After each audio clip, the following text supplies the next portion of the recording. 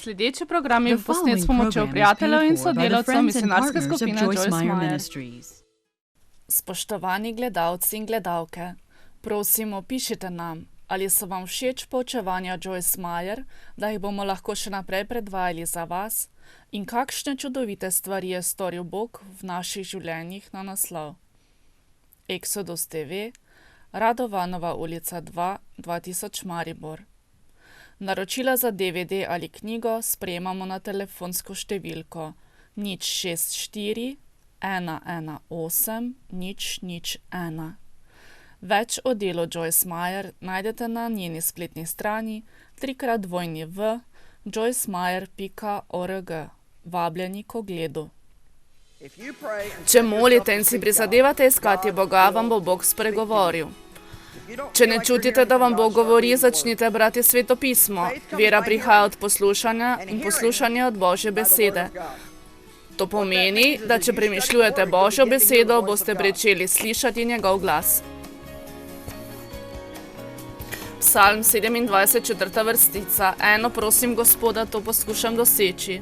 Poskušam doseči ali iščem je zelo močna beseda, pomeni, da hrepenim. Sledim in si vsem umom prizadevam. Kaj iščete v svojem življenju? Ali strastno iščete Boga? Ali pa imate nekakšen naveličan, dolgočasen odnos z njim? Ali je glavna stvar v vašem življenju Bog, ali je on le nekaj postranskega? Ali to zadeva le nedeljo zjutraj? Ali je on prisoten ponedeljek, torek, sreda, četrtek, petek, soboto in nedeljo v vašem življenju? Ali mu dopustite samo do določenih stvari, ali je odprto vse vaše življenje? Je vaš denar na razpolago? Ali bi mu dopustili, da vas vznemiri na zabavi? Ali bi mu govorili o prijateljih, ki jih imate? Kaj pa o vašem načinu govora, o vašem načinu mišljenja in mogoče celo o vašem načinu oblačenja? Mislim, da Bog mora biti vpleten v vsa področja našega življenja. Za nas je prihranjen prisrčen odnos z njim. Imeti moramo tesno prijateljstvo z Bogom. Upam, da razumete, kako je lahko to razburljivo. Če vas vprašam, ali bi radi imeli tesen odnos z zelo znano osebo, ki jo občudujete, bi postali zelo razburjeni. Dobro, jaz nisem niti približno tako pomembna. In so ljudje, ki čakajo vrsti po 3 ure, da dobijo moj podpis. Jaz ne bi stala v vrsti 3 ure, da bi mi kdo podpisal knjigo. Niti ne bi stala v vrsti 2 ali 3 ure, da bi se lahko s kom fotografirala. Ali da bi komu stisnila roko. Tega ne bi storila, vendar ko pomagaš ljudem, te imajo radi in te hočejo srečati. Če nekdo toliko stori za nekega človeka, koliko bi morali storiti za Boga? Ali kdo stoji v vrsti, da bi se družil z Bogom? Dobra novica je, da je on blizu. Tesnem prijateljstvu. Ni vam niti treba iti v določene okrašene zgradbe, ki jih imenujemo cerkve, da bi srečali Boga. On živi v vaši notranjosti in vi ste lahko z njim vsak trenutek in ves čas, ter mu lahko o vsem govorite. On si želi, da bi mu bili blizu. Za eno prosim Gospoda, to skušam doseči. Da bi prebival v Gospodovi hiši vse dni svojega življenja, da bi zrl Gospodovo milino, premišljeval v njegovem templju. Nič ni lepšega, kakor Božja bližina. Zaradi tega imam tako rada te konference, ker je kakor kramljanje z Bogom. Tukaj je prisotnost maziljenje Boga. Koliko izmed vas lahko potrdi razliko med to atmosfero in prizadevanjem na delovnem mestu?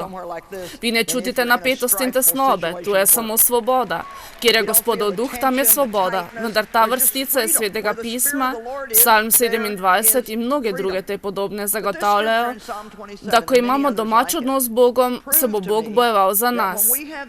Kajti naslednja vrstica pravi: in zdaj se dviga moja glava nad mojimi sovražniki, ki me obdajajo.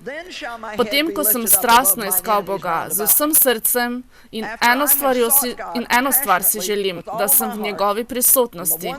Potem se dviguje moja glava. Kam? Nad moje sovražnike.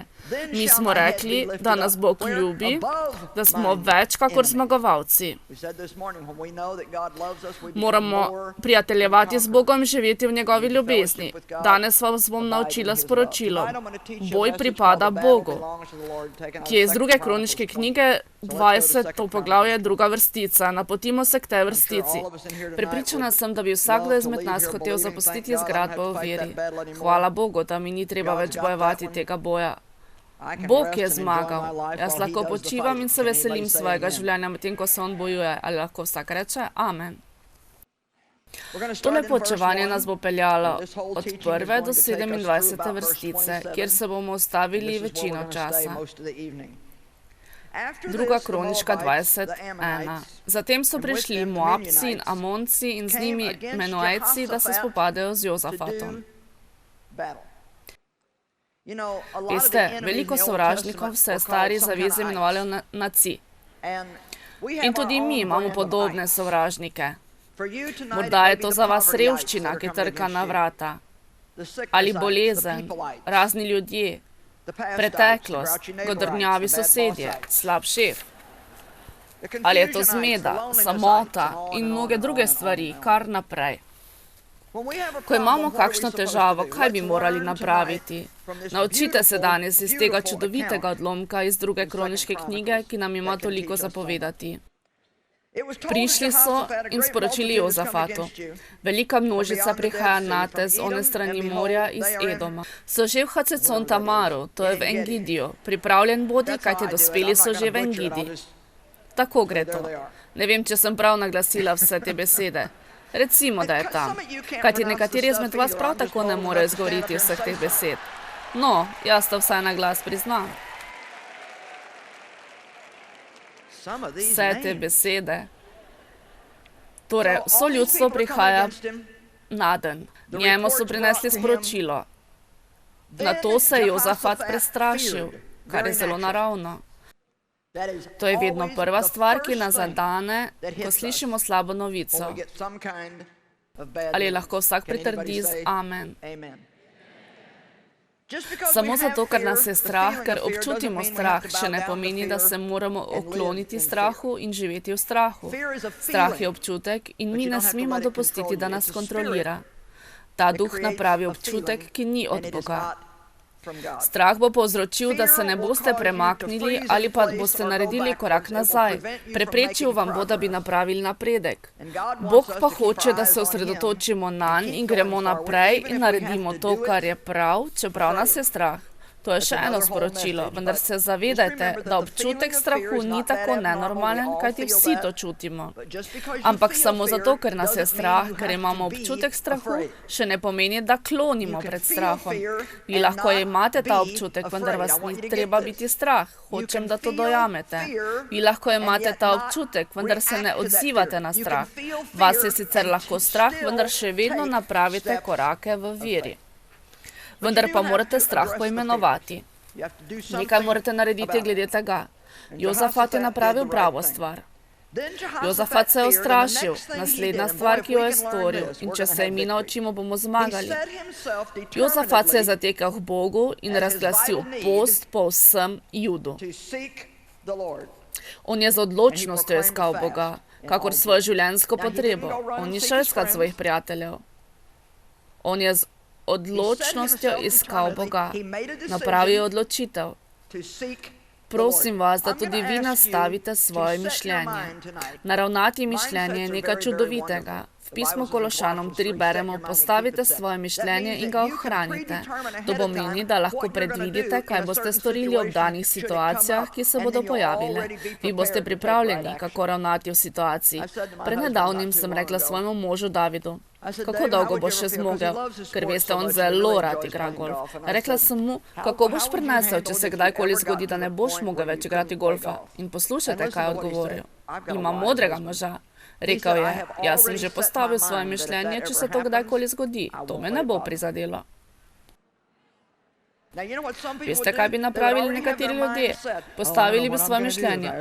Ne vem, kaj bom napravil, če se to zgodi, res ne vem. Dolgočasil se bom, postal bom beden, to bo zares slabo.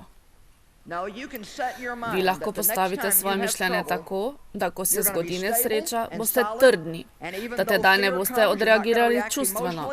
Prvi odgovor na nesrečo je, da postavite svoje mišljenje tako, da boste iskali Boga in videli, kaj ima On zapovedati ob takem položaju. Lahko vsak pritrdi z amen. Ni potrebno, da nas je strah težav. Bog je na naši strani. Pravim, da nas ni treba biti strah težav. Bog je na naši strani. Ponovila bom še enkrat, kajti to je nova misel in hočem, da jo dojamete.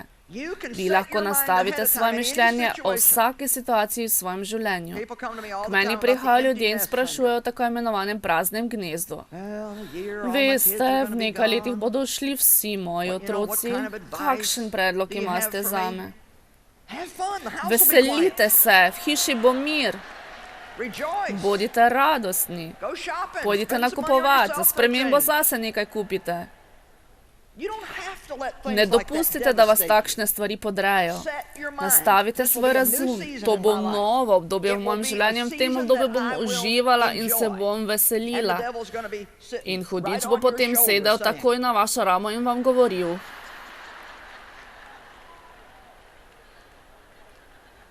Ja, tako stvari delujejo. Vi boste tako zgubljeni, ko vas bodo vaši otroci zapustili. Vi ste jim darovali vse svoje življenje. In sedaj se selijo ven iz mesta. Eden se bo poročil, drugi gre študirati, bival bo v študentskem naselju in bo čisto pozabil na vas. Vi boste ostali tukaj sami samcati in ne boste imeli nobenega življenja. In takrat mu morate reči, hudič, ti si lažnivec, to bo postalo novo obdobje v mojem življenju in bo zelo zanimivo.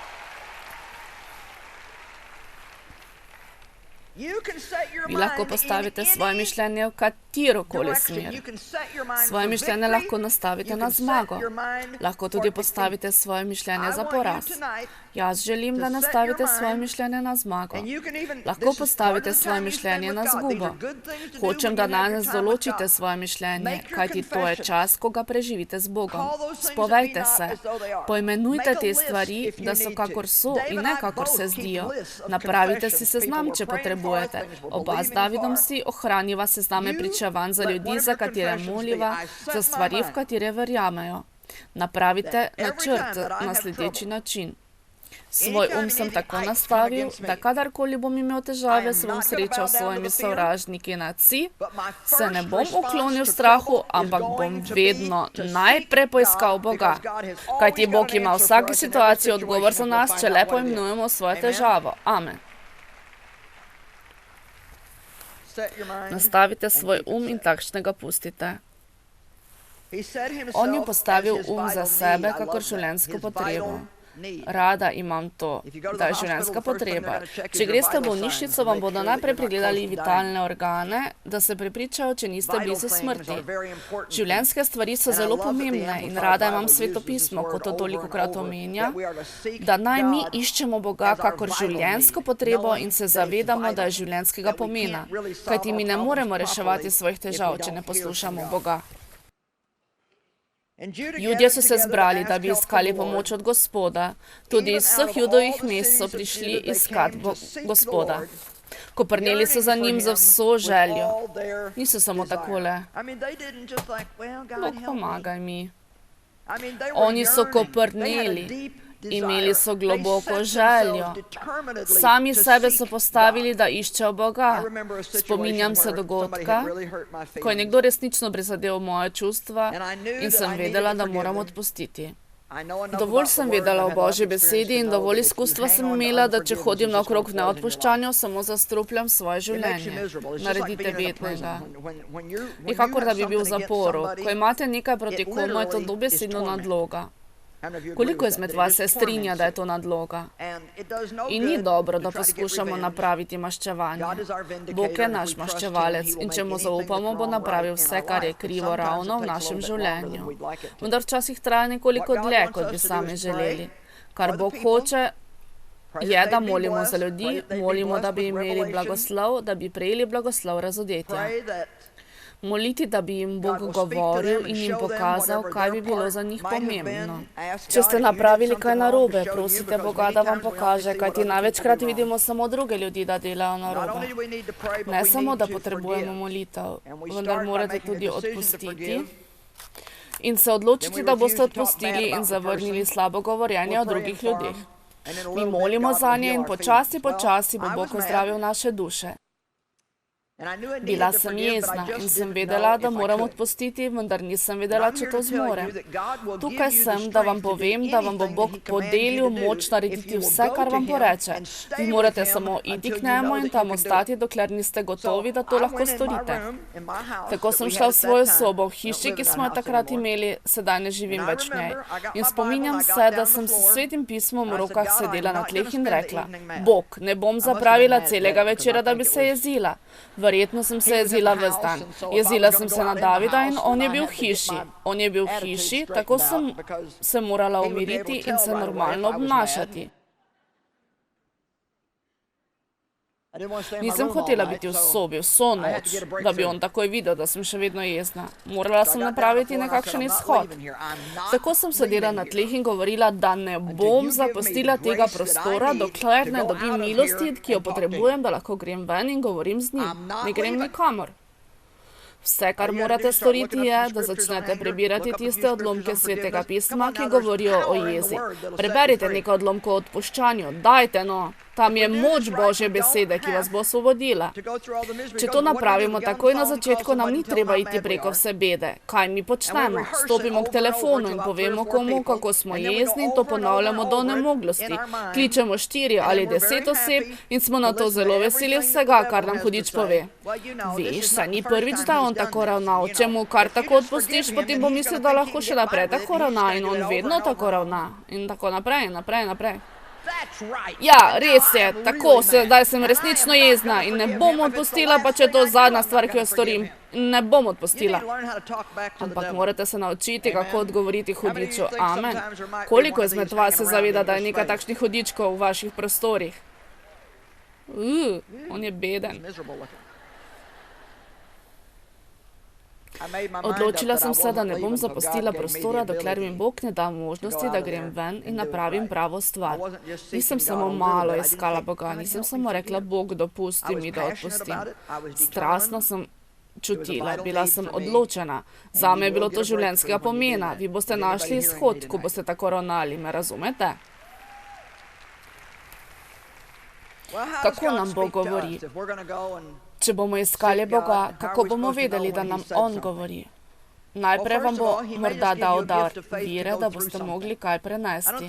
Jaz mislim, da se ne zavedamo, kolikokrat Bog naredi kaj v našem življenju, ko nam daje dar duha, dar vire, da smo zmožni videti nekaj in reči, to lahko prenesem, to lahko storim. Veste, jaz in David imava dar vire, kar zadeva tole duhovno službo. Če bi vam povedala samo, koliko denarja potrebujeva vsak mesec, da plačava položnice za to duhovno službo, bi ostali odprtih ust. In breme bi padlo na vaša ramena. Veste kaj? To naj niti najmanj ne vznemirja, ker imamo dar vire. Tu ni stresa, ni pritiska. Mi dva delava to, ker verujeva, da Bog tako hoče. Če tega ne bi hotel, bi se denar posušil in pazila bi svoje pravnuke. Ni se vam treba preobremeniti s tem, da skušate narediti nekaj v svojem življenju, kajti če je nekaj, kar Bog hoče, bo Bog vedno storil svoj del. Amen. Na mnogih področjih vašega življenja dobite dar vire, vendar niti ne uvidite, da jo imate. Bog je za vas naredil to stvar tako lahko, za katero drugi mislijo, da je nemogoča. Jaz vem za nekatere položaje, ki jih nekateri preživljajo. Poznam nekateri ljudi, ki prestajajo nekaj zelo težkega ob svojem otroku in sem prepadena ob milosti, ki jih prejemajo. Ta ženska je dobila toliko milosti, da je srečna in mirna v svoji duši. Ona si govori, vem, da je to otrokova odločitev, verjamem, da bo Bog poskrbel za to. Če otrok ne bo poslušal Boga, potem ne bo poslušal niti mene. Zaradi tega ni razloga, da bi razrušila svoje življenje za to. Jaz sem podobna, kajti to je milost Boga. Ko iščeš Boga, je en način, da ti Bog govori in da si slišal Božji glas, ko te ne odtegne od kakšne težave, ampak ti da vero, da jo zmoreš premagati. Amen. Mnogi izmed vas prav sedaj ste na preizkušnji in Bog vam daje milost, da lahko to prenesete. Ljudje mi ves čas govorijo, ne vem, kako lahko delaš to, kar delaš. In jaz gledam druge ljudi in rečem, ne vem, kako vi zmorete, kar delate. Bog nas usposobi. Sledite tja, kjer je mir. Ne delajte stvari, kjer ne najdete miru. Po Božji previdnosti srečate nekoga, ki vam lahko izpolni vaše potrebe, ali vam bodo nova vrata na strežaj odprta. Rada imam, ko Bog priskrbi srednika, ko naletite na pravo osebo v pravem času, ki ima sposobnost, da odpre prava vrata. To je od Boga. Iščite Boga. Dal vam bo odgovor. Ko molimo, Bog naravna naše korake. Morda smo mi nameravali iti na desno in kar naenkrat gremo na levo. Bog nas je obvaroval velikega obvoza, ki bi nam povzročil veliko težav v življenju. Verjamemo, da ko molimo, nas Bog vodi in niti ne vemo, da nas Bog vodi. Tako se navadimo na nadnaravno, da se nam zdi naravno in se niti ne zavedamo, kaj se godi. Nek dan sem mrmrala Bogu, zakaj ne naredi kakšnih razburljivih stvari, kako jih je včasih storil, ko sem začela hoditi z njim. In zdelo se mi je, da je tedaj bilo več teh nadnaravnih stvari, ki so se mi zgodile.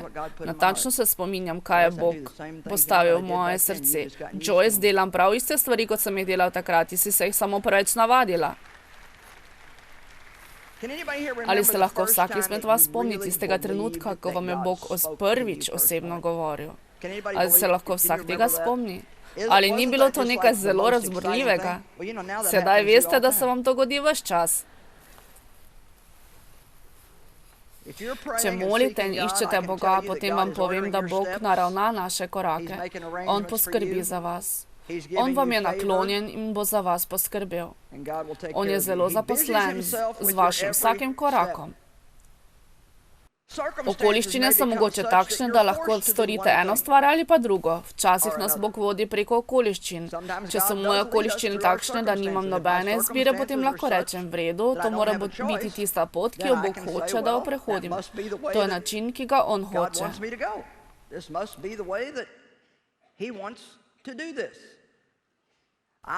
Tega nisem niti vedela, dokler nisem šla zadnjikrat v Indijo. Bila sem tam 12krat v zadnjih 20 letih. Tam imamo velik center in okrog 200 zaposlenih. Veliko smo vložili v to, ker je čudovita dežela in čudoviti ljudje. Ko smo poskušali dobiti vizum za moj obisk, smo ugotovili, da sem bila na črni listi nezaželenih. Torej sem bila na črni listi po mojem zadnjem obisku v Kalkuti. Veste, to je v bistvu neke vrste čast. Veste, enemu uradniku sem to povedala in je rekel, pojdi, punca. No, ko si enkrat nezaželen, ker pride ga še veselo oznanilo in si samo majhna punca je Sventona, to niti ni tako slabo.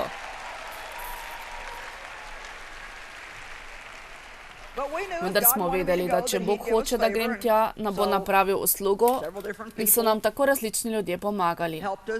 Celo nečakinja od Gandija je posredovala, ko je zbrisala moje ime z tistega spiska. Tako sem končno dobila vizum in ko smo šli tja, sem morala čakati 2 uri in pol na uradu za tujce.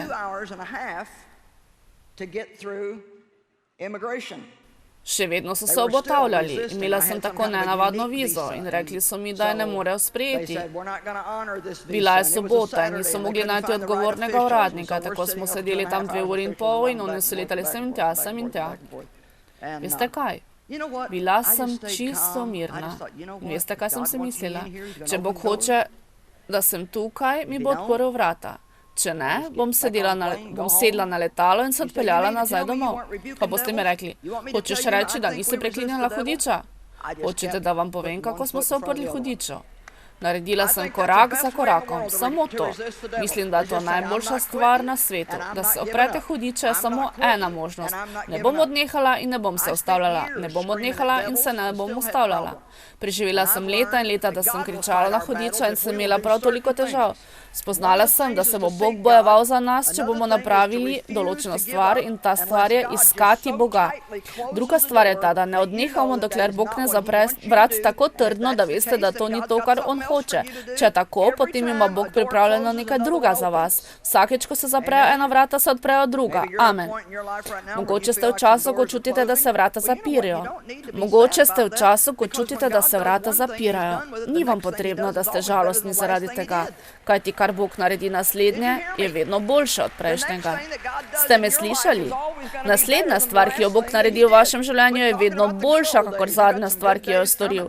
Nehajte govoriti o dobrih starih časih, kajti dobri dnevi šele prihajajo. Bog nam govori po tem, kar imenujemo notranji glas ali vest, po mirnem, tihem glasu. Ta govori modro. Če molite in nastavite svoj da iščete Boga, vam bo govoril.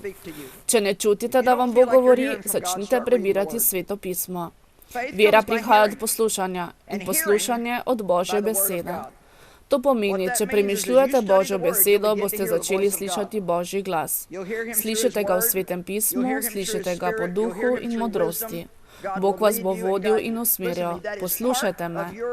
Tole je vaš privilegij, da ste kakor nekdo, ki ima tesen in domač odnos z Bogom. Ni vam treba živeti v temnih čustvih, kakor da nikoli ne bi vedeli, kaj storiti. Bog vas bo vodil in usmerjal. Govorim vam in nekomu drugemu. Bog vas bo vodil in usmerjal, vendar ga morate častiti tako, da najprej greste k njemu, ga iskati vsem srcem, ko rabite odgovor od njega. Ne iščite nikogar drugega, ampak samo Boga. Če vam reče, da greste kam drugam, potem pojdite in on vas bo blagoslovil, vendar ničesar ne storite, dokler ne poiščete Boga.